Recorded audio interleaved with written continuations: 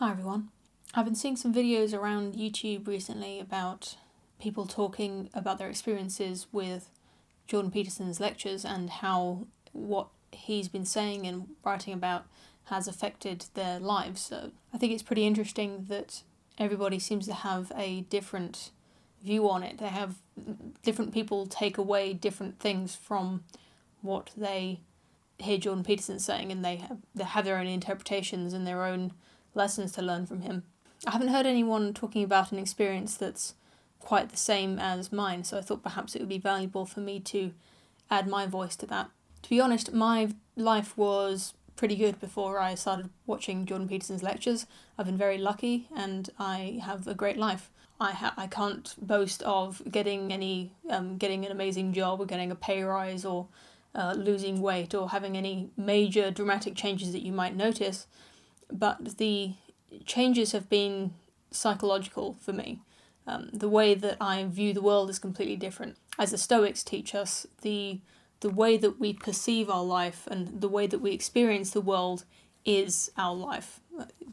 What you see of what my life is not how I'm experiencing it. So how you experience life can make all the difference. The things that Jordan Peterson said gradually unlocked this completely new part of my mind and started this dialogue within me that now goes on continuously, that I don't even think about anymore, but it's completely new for me. To use an analogy that Jordan Peterson likes himself, it's as if in the film Pinocchio, I used to be Pinocchio. I used to identify with the character of Pinocchio, the person who's doing the things, getting into trouble, feeling bad about himself and all that sort of thing.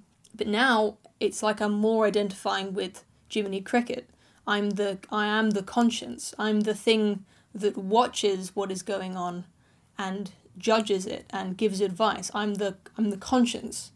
I now see myself and my body and my actions as like another thing that is going on. It's like I'm watching a movie of my life, and I've got this sort of running commentary of me telling myself not to be such an idiot all the time and stop being so lazy and stop getting into fights with your husband just because you haven't eaten anything in a while. And rather than before, when I just had it was more of a disembodied feeling.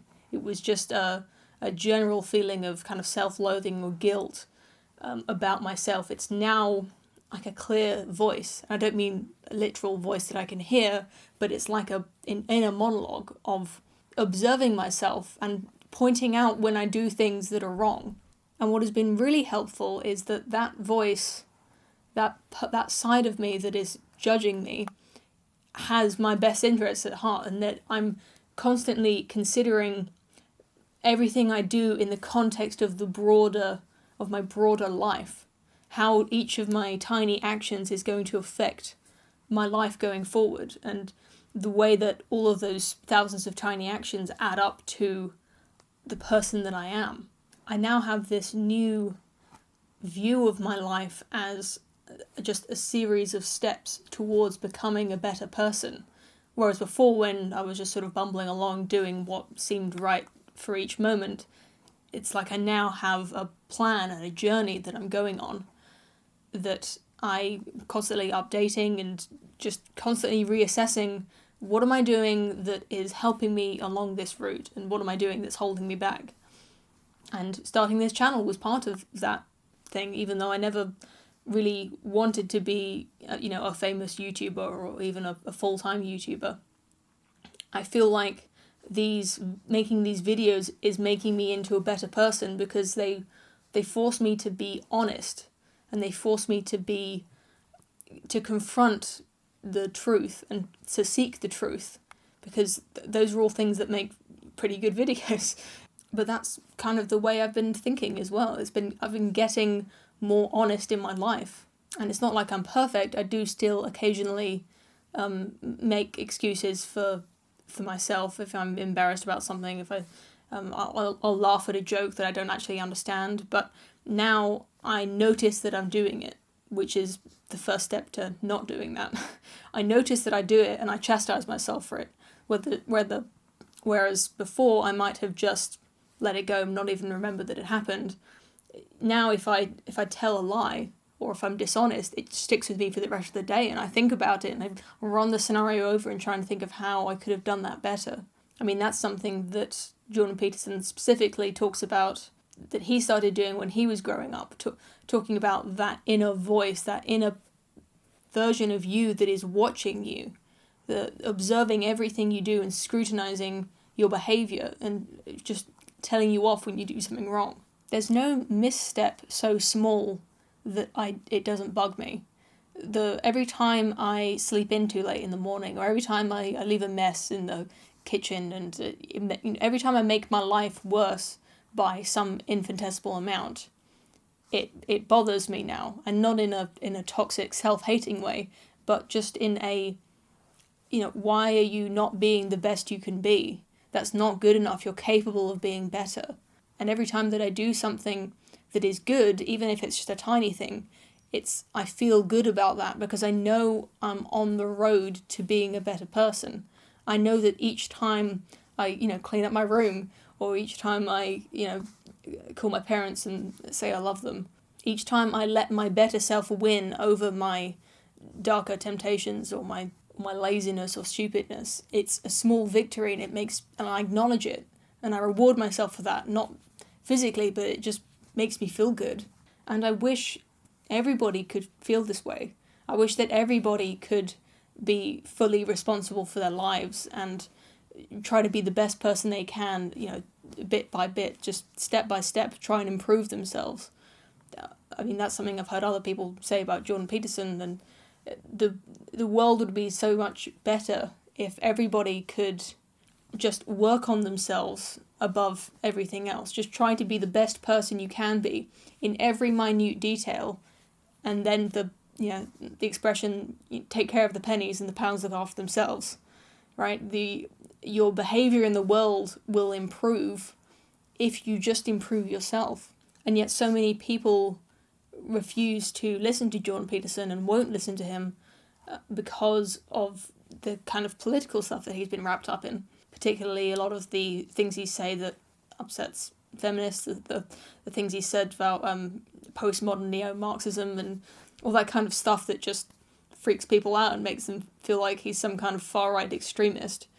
There's a part of me that wishes he didn't do any of that. If he just stayed to the psychological realm and to the self-improvement side of his philosophy, I feel like more people would be able to listen to him and benefit from him. And yet, that would probably be dishonest of him, right? To hold back on commenting on these things that he thinks are important, which I also agree are very important, that just wouldn't be right for him. And if he hadn't talked up about Bill C-16 a year ago, 18 months ago or so, then I never would have heard of him. I don't think a lot of people would have ever heard of him. He gained a huge amount of popularity because he engaged in the political sphere. So I think I have to conclude that it's just a shame that all of these far-left radicals and communists and SJWs, they can't benefit from his amazing lessons.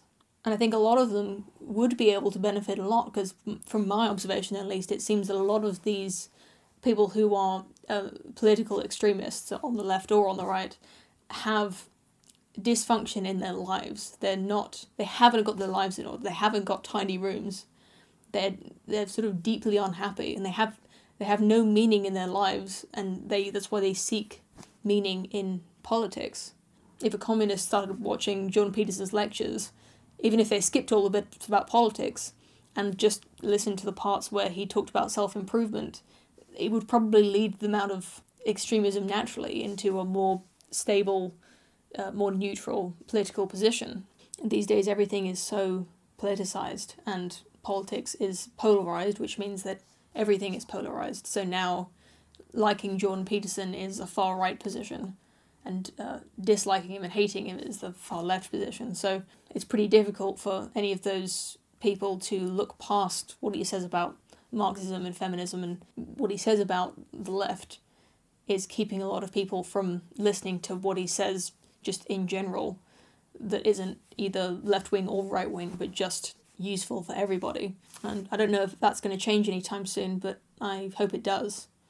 Not just for the sake of these people who could benefit from Jordan Peterson, but just because I think it has a lot of negative effects in general, and it divides people. But I'm getting off topic now, so I'll leave it there for now. Thank you very much for watching. Please leave your comments below. Tell me how Jordan Peterson's lessons have influenced your life. And I'll see you again very soon. And it's so interesting to watch the young men when you talk to them about responsibility. They're so goddamn thrilled about it. It just blows me away. It's like, really? That's the counterculture. Grow the hell up and do something useful. Really? I could do that? Oh, I'm so excited by that idea. No one ever mentioned that before.